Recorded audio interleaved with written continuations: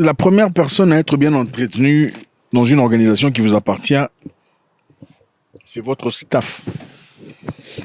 Votre staff est plus important que votre femme, que vos enfants, que vos projets, que vos aspirations. Les premières personnes à être contents, à être satisfaits dans votre organisation, c'est votre staff.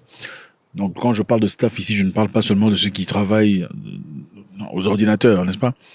On parle de tout le monde. On parle de la ménagère, on parle du jardinier, on parle de tout le monde. Je me souviens, il y a longtemps, on avait un projet, un contrat qu'on avait enclenché avec une organisation dans le cadre de cyber security. Okay? Dans mon entreprise de cybersécurité, il fallait aller trouver des points faibles dans l'entreprise, c'est-à-dire trouver un backlog, un backdoor pour entrer et commencer à monter des hiérarchies. Okay? Cyber security, pour ceux qui ne connaissent pas, c'est cybersécurité. Cybersécurité ou hacker. Les hackers, enfin, je vais faire ça facile.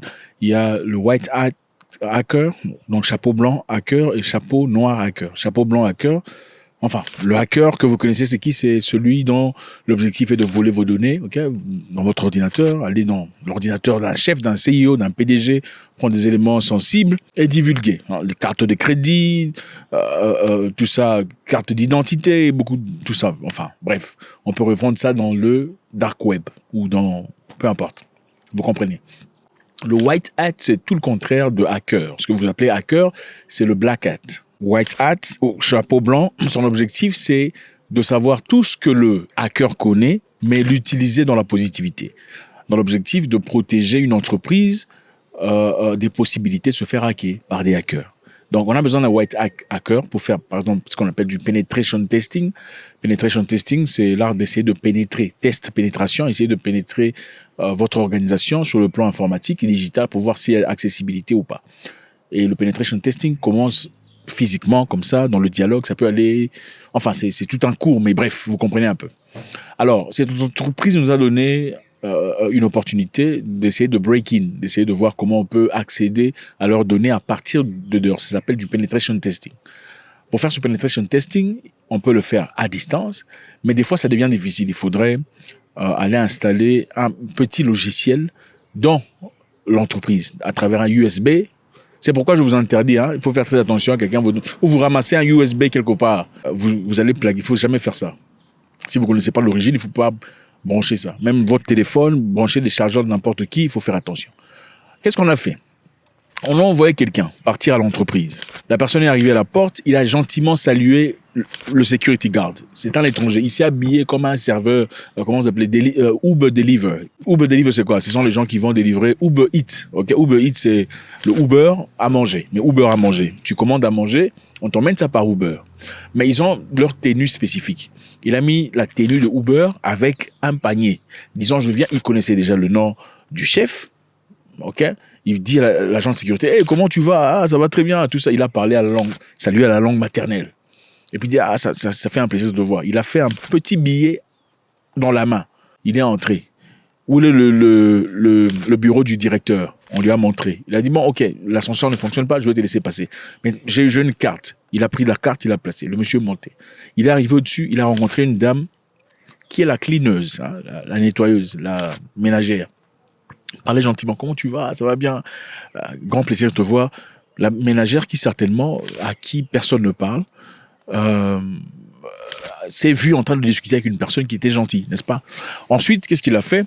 Tu vas bien? Et à la maison, ça va? Ah, j'ai l'impression que tu es fatigué, tu vas payer ton transport. Elle dit, ah merci, c'est gentil. Il a posé la question de savoir, où est le bureau du directeur? Il dit, le directeur est là. Il est parti, il est arrivé, il a jeté un coup d'œil, le directeur n'était pas là. Il est rentré, il a dit, mais il est où? Je vois pas. J'ai quelque chose pour lui. Je sais pas, il est sorti un peu, mais je comprends pas. Le monsieur lui a posé la question. Ok, d'accord, je reviendrai demain, ok? Puisqu'il est pas là. Il est parti. Qu'est-ce qu'il faisait là? Il essayait de créer la confiance entre lui, l'agent de sécurité, et la dame, la ménagère. La seconde fois, à son arrivée, l'agent de sécurité l'a vu. Il a pensé à quoi? Il a directement pensé à, ah, le monsieur ici me donne quelque chose. On lui a donné un truc. Mais cette fois-là, il n'est pas monté. Il a envoyé à manger des KFC à la dame ménagère.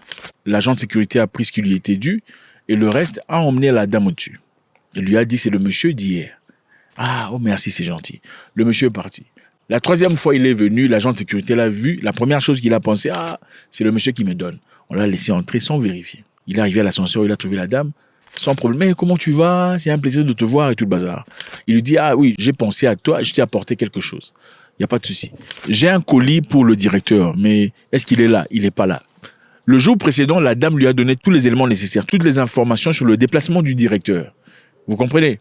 Parce que le directeur, c'était quelqu'un qui est généralement pas tout à fait sympathique avec les... Vous comprenez un peu? Cette fois-là, il est arrivé, il dit, bon, écoute, j'ai besoin de déposer quelque chose dans le bureau du directeur. Mais est-ce que tu pourras m'aider? Elle dit, il n'y a pas de souci. Il est entré dans le bureau du directeur, il a branché son USB dans la machine du directeur. Il a dit à la dame, je suis en train de charger ma clé USB. On ne charge pas de clé USB.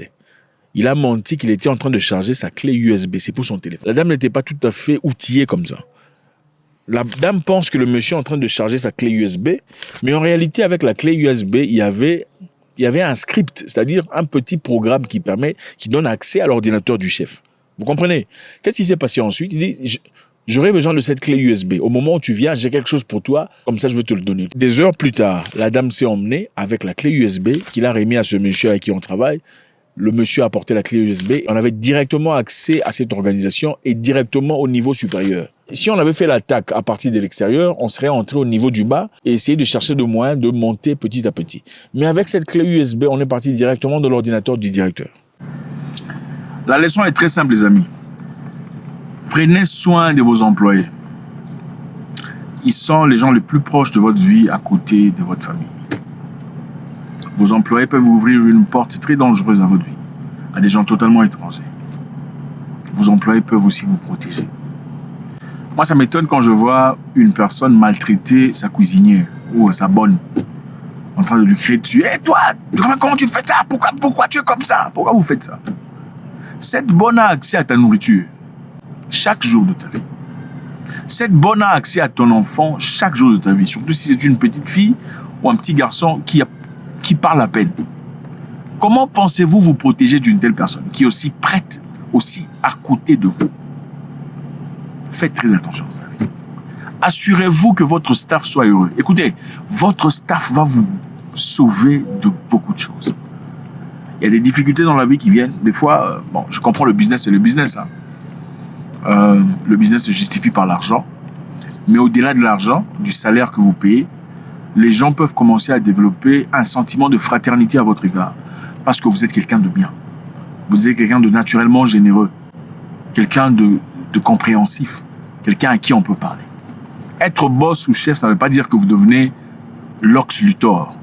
Ou un méchant, un mauvais. Être chef ne veut pas directement dire qu'il faut commencer à crier sur les gens.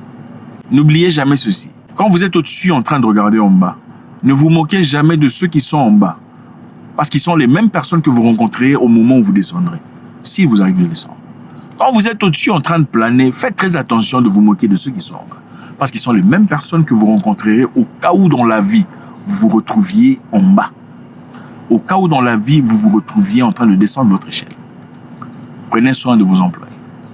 Quand vous prenez soin de vos employés, à un certain moment, votre vision commence à devenir leur vision. Et si votre vision devient la vision de vos employés, vous ne travaillerez plus un seul jour de votre vie. Parce que leur désir sera de répliquer ce qu'ils savent vous désirer. Leur désir sera de toujours présenter ce que eux perçoivent comme l'ultime désir de votre cœur.